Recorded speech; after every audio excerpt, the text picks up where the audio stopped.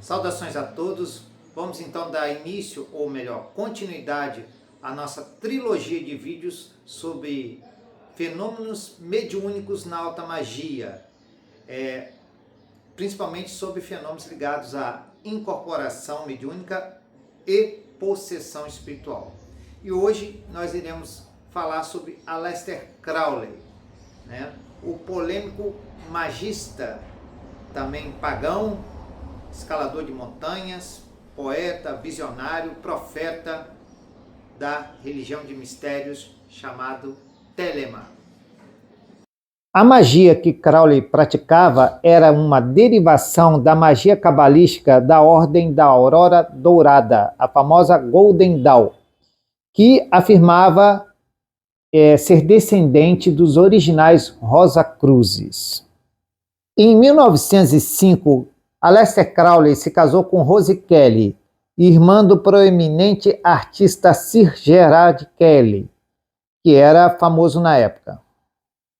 Junto com sua jovem esposa Rose Kelly, Aleister Crowley participou de rituais mágicos, por ele mesmo elaborados, através da mediunidade de Rose, que servia como pitonisa, como médium, que recebia as mensagens, e Crowley como uma espécie de escriba. Eles elaboraram então juntos vários rituais que culminaram com uma mensagem dos deuses ou dos seres ou inteligências superiores não humanas, como queira chamar. E essa mensagem era de que Crowley deveria criar, ou digamos, ser o profeta de uma nova religião da nova era, uma religião que iria mudar os destinos do planeta.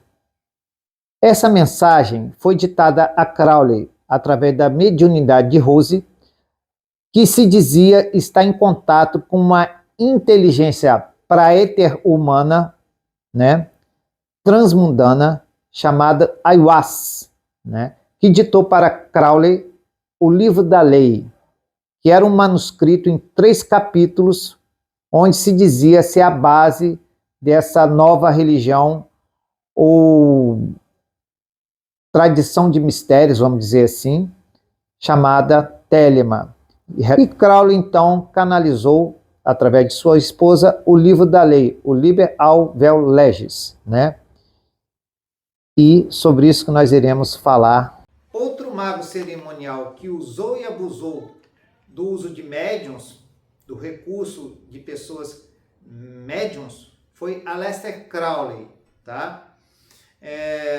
Aleister Crowley utilizava uma fórmula adicionada aos processos mediúnicos, chamado de Apolo, Baco e Afrodite.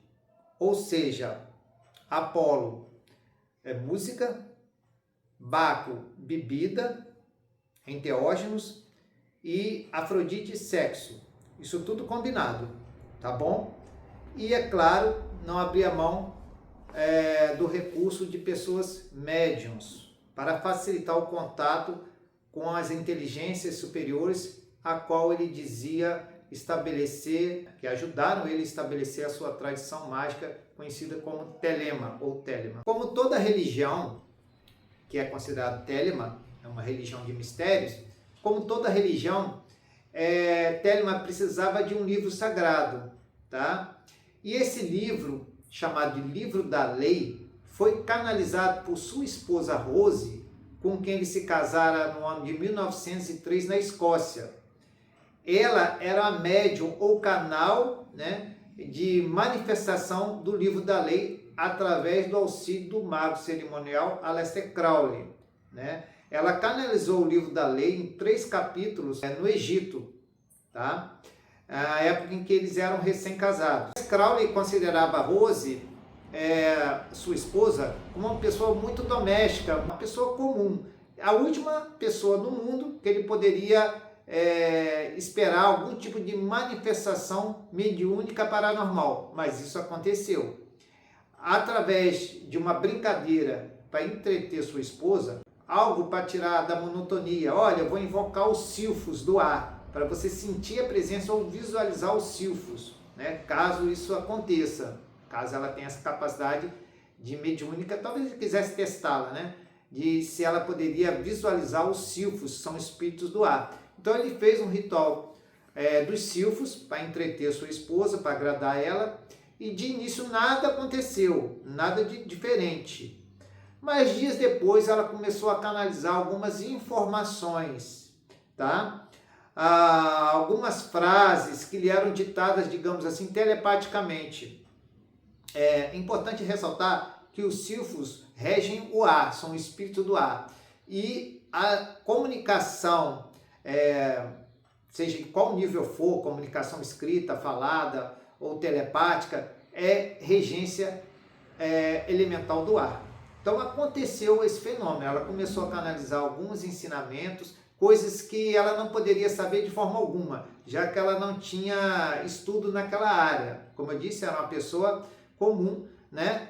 Tinha uma educação formal, mas não tinha nenhum conhecimento ocultista. Então ela começou a receber comunicações do plano astral e falava isso com Crowley. No início ele estava totalmente cético, achava que isso era coisa da cabeça dela, mas ela foi enfática e disse: olha, você precisa se preparar, porque você vai receber uma mensagem importante e que você deve transmitir essa mensagem ao mundo, tá?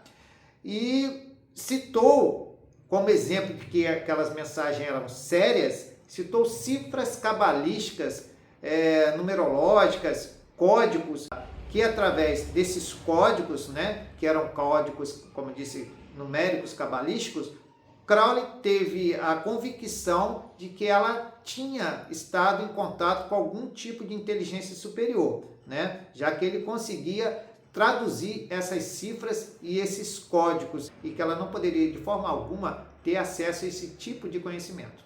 Mas as informações que Rose passava para Crowley eram muito indefinidas, não tinha muita substância assim, como um texto, algo claro. Ela falava palavras às vezes desconexas, tipo, você deve estar preparado, Osis, etc. Ele ficava meio chateado com isso, mas tinha certeza que algo estava acontecendo nos bastidores, né? Só não sabia exatamente o que.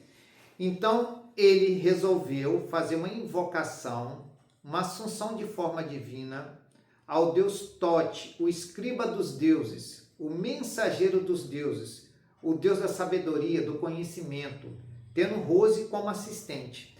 Através desse ritual de invocação de Thoth, Rose parece que despertou, liberou nela algo, né? E ela começou a escrever.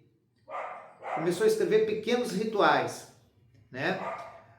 E ela disse: você tem que repetir esse ritual no dia tal, na hora tal. Você tem que fazer essa invocação. Crowley achou aquilo meio exagerado, porque a invocação não tinha muito... ele não estava acostumado, era uma invocação simples, mas ela disse que tinha que ser aquela invocação dentro de um contexto ritualístico que ele deveria repetir num domingo ao meio-dia. Então ele se preparou para isso. Então no dia 8 de abril de 1904, Crowley entrou em seu templo com toda a parafernália ritualística que ele tinha no momento, que ele estava em outro país, em viagem, até de lua de mel, né? Então ele levou alguns instrumentos mágicos, equipou o templo da forma que ele poderia, da melhor forma que ele poderia, entrou no templo com sua esposa e realizou todo o ritual e a invocação da estela, a invocação em que ele viu escrito na estela egípcia no Museu do Cairo e a invocação que Rose lhe deu, né? Então, através desse ritual, Rose foi tomada em possessão. Então, a entidade que falava através da boca de Rose, utilizando ela como médium, como veículo, né, se autodenominou Aiwass, que era o anjo guardião ou espírito guia de Crowley, e que se dizia ser o ministro de Orparkraft, o Horus silencioso, o deus do silêncio, que era outra manifestação de Horus. Teve 3 sessões, cada sessão repetindo no mesmo dia e no mesmo horário. Aliás, foi 3 dias seguidos, começou no domingo e foi 3 dias seguidos. Cada dia era um capítulo do livro da lei. Essa entidade chamada Aiwass, que se manifestou através da mediunidade da esposa de Crowley, na época, Rose, ela se autodenominava ministro de Orpharcraft, como eu disse, que é um Horus, né, uma manifestação de Horus, mas também seria um dos dirigentes invisíveis da Terra. Talvez fizesse parte daquilo que nós conhecemos como Grande Fraternidade Branca ou Fraternidade Universal. Um dos guias espirituais da humanidade e que também se dizia guia espiritual do próprio Crowley. Então, nos dias 8, 9 e 10, foi ditado todo o livro da lei, num total de 3 horas, cada sessão de canalização mediúnica levava 1 hora precisamente. 3 dias, foi canalizado 3 capítulos e deu início àquilo que nós chamamos hoje como religião telêmica, né? Ou sistema telêmico de Aleister Crowley. Mas essa não foi a única vez que Aleister Crowley se utilizou da ajuda de médiuns em seus rituais de alta magia. Ele escreveu uma série de peças teatrais ou de teatros de mistérios, chamado de ritos de Eleusis, onde ele se utilizava do recurso de invocação, ou as pessoas que participavam dessas peças de mistérios, né, invocavam deuses através da assunção de forma a Deus. Eles imitavam o Deus, né, a seu modo de agir, de ser, né, buscando a identificação ou fusão mental completa com essa divindade. É importante ressaltar, mais uma vez, que a assunção de forma a Deus, ou a assunção divina de um Deus, através dos métodos de alta magia, não é um simples recurso mnemônico ou teatral, onde você imita superficialmente um personagem. Não.